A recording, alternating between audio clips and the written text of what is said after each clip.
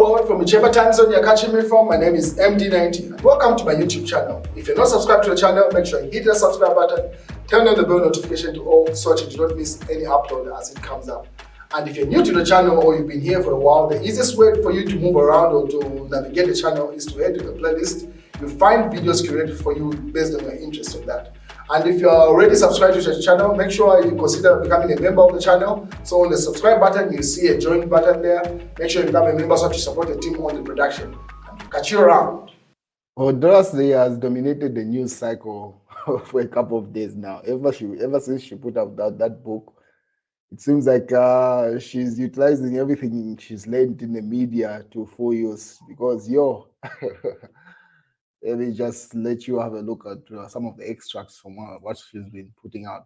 So as you may be aware, she put up a book called Minding My Father's Country.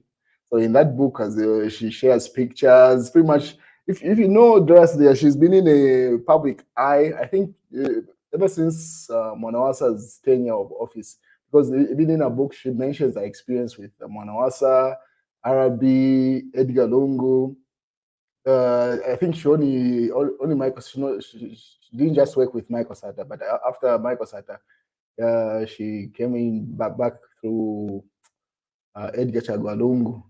So she's put up a book that has everything in it. Some of the extracts are causing an uproar. So this is one of the things that she says. Minding My Father's Country, reading is refined perspective. Enjoy.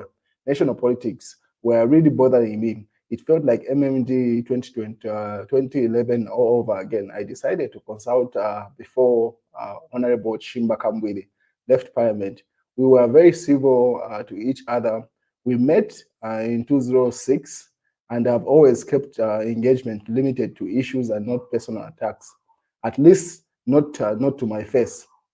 I once asked him at Parliament why he was so derogatory towards Edgar Chagwa, and if they could make up. He told me that it was because Edgar Chagwa was harassing him. But soon after, they made up, as with Geoffrey Wayawamba, GBM. On one Saturday morning, I decided to consult further on the future of the Patriotic Fund. I met a number of people from my office at a Mana restaurant. The list included Bokani Soko, Kelvin Fuwewa, SKBF, and Vladimir Finley. All clearly thought PF was in trouble, but Finley told me outright that Edgar Chagwa would lose in 2021. This was in 2011. So now you can see if Minister was given such an insight. Let me read the bottom part there. So she says, this was in 2020. I never told the president, even though I decided to share a story with one or two people. So you can see a person as close as she was to the president, she decided not to inform Edgar Chagwa because everyone that she's mentioned here was very close to Edgar Lungu at this time. This Bokani Soko, Kelvin Fuwewa, all these were still in the PF at this time. They are still working towards going for a convention, but at this time, every name she's named here was very active in the PF. So if everyone had read the atmosphere to say they are losing, why didn't they do something about it? So she put up this on her Twitter account, to which I responded to her. I said, I mean, after a fact, because she was in the cabinet. She wasn't just an ordinary minister. She was a part of Edgar Lungu's cabinet. So if she knew that information, why did she share it? So I retweeted a tweet with saying, after fact, why are you giving out this information now? Why didn't you share it then? Then she responded immediately, or whoever runs our platform. She's like all memoirs, indeed. Thank you for reading. Then she obviously plugs her book there, redefining remain blessed, she says up to there. So she's simply saying, in as much as she was aware and she got this information ahead of time, there's nothing she could have done. So this is a perspective that she's got as a redefined perspective getting out of power, which should be a warning or an insight to everyone that is in government right now, especially the president. Those that are around you usually have their own personal agendas and personal interests. So it's very rare that you would see them give you an objective view that's why it's very important to tune in to what's going on social media. And I like it when President Nakacinda says he's very in tune with what's going on online. Because Zambians will tell you how they feel objectively, especially the ones that don't stand to benefit directly from any person being in office. Otherwise, if you limit it to people in your circle in cabinet, it would be like the situation here where Dora Siliya is clearly stating that even people from Edgar Lungu's team could tell her that Edgar Lungu was about to lose these elections as early as 2020. And she decided to keep quiet. She had only to come and put it in the book. I mean, you cannot blame her. So that's what Dora Siliya is sharing from her experience. She mentions a number of people. As you can see, a part of the pictures that she shared here, you see James Ndambo. She met James Ndambo in 2005 on that picture there in Johannesburg. She shares it. And the day of arrest and being taken to cell in 2012. So it's a tell-all book. It's got all experiences in this book. Oh, man. Dora.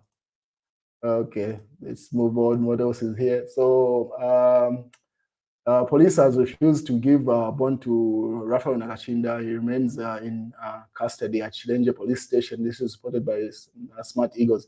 As you may be aware, Raphael Nakacinda was arrested yesterday or detained yesterday. So as of this morning or today, they tried to get him bond. That wasn't possible. So this is what they're reporting about this on this platform, to say the police have refused to do that, allegedly. And then also Lungu Masemile Dora leave the stage in Menda. So this was by Angela. Says the UPND Deputy Secretary General Gertrude Mendes says former President Edgar Lungu should emulate Dora Siliya by letting others vie for presidency. Siliya, who is former Petauke Central PF Member of Parliament, said she would not attempt to reclaim the parliamentary seat should there be a by-election in the constituency. So obviously the UPND giving their view to say, I mean, the move that Dora Siliya has made is one that Edgar Lungu should make, leave the stage now and move on to something else. With Dora Siliya's book, it's trending, it's selling out, and then UPND members suffered a lot during PF, that's Mariteta. We deserve the compensation. So as you may be aware, a number of UPND people have been receiving compensation from the courts for various reasons. So Mariteta was responding there in the news diggers to say, I mean, they deserve the compensation that they're receiving. They suffered during the PF. And then someone obviously offered a view here. So media statements urging the UPND government to reconsider party members' compensation. So obviously people have different perspectives. This was by Shufya Chanda. So the current economic challenges facing the nation demand a prudent and responsible leadership in light of the prevailing economic hardships. I call upon the United Party for National Development in government to reconsider the decision to compensate party members for past grievances. The practice sets a dangerous precedent that could have far-reaching consequences for our nation's future. So that person, Shufya Chanda, wants to say, I mean, obviously other people are going to demand compensation in future. As you may be aware, even what's her name, Mumbi Piri is one of those people that was found innocent in that case that she had where she was in Western Province for should have been like a year or so. Obviously, she might demand compensation at some point. So that's what this Sunday Chifya Chanda. In fact, Sunday Chifya Chanda is a member of parliament for Kanchiwia constituency. So he offers his view to say, I mean, they should consider this. Otherwise, everyone will be demanding compensation.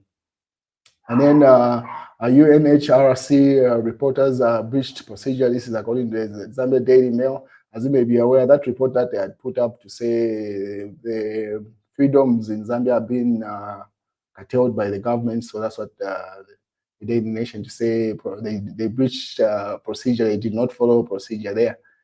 But anyway, that's the news. Dora Siliya dominates the news. Have a good night, ladies and gentlemen.